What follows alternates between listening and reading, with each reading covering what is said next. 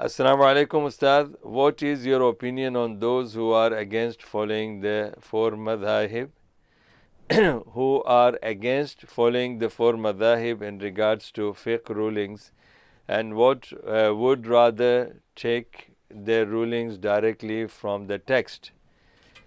See, Alhamdulillah, there is no ruling as such, as long as these people who are following directly Quran and Hadith, and they respect the opinions and the explanations given by our four Imams, Imam Abu Hanifa, Imam al-Shafi'i, Imam Malik and Imam al-Shafi'i, and Imam Ahmad ibn Hanbal rahimahullah, then there is no harm in that. But if these people who are following directly Quran and Hadith, and then they reject or they insult the opinions of the Imams, and they belittle them, then this is haram. This is haram because insulting of any Muslim is not permissible in our religion. Like somebody would say, I don't accept your Imam because your Imam was Jahil and your Imam didn't even know the Hadith properly, and your Imam, like some of the people I have heard them saying about some of the great scholars, they say, oh, your Imam is, he doesn't know the Hadith, and people, they consider him weak in Hadith, da'if al Hadith, and so we don't take his opinion. But this is wrong to say for a person, ordinary person of today, talking about those great Imams.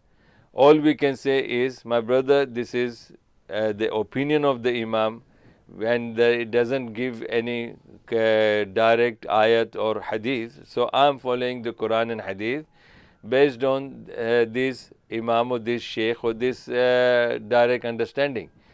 But in generally, I am saying that those people who are insulting Imams or those people who are insulting the people who are following the madhahib, I don't agree with that, because there is no point in doing that. Those people who are following madhahib, they may not have the ability to understand the Quran and Hadith directly by themselves. They may not even be able to understand. Even if you give them the Hadith, they might say that this Hadith could be with our own Imam, and how can this Imam be different than this? So it will lead to a big argument. So I don't agree with those people who talk against those people who are following the madhahib. I don't follow any madhab. I don't follow Abu Hanifa's madhab or Imam Malik's madhab or Imam Shafi'i's madhab or Imam Ahmad ibn Hanbal. My madhab is Islam, and I follow only Quran and Hadith. But at the same time, there are ahadith which are very well explained by these four Imams.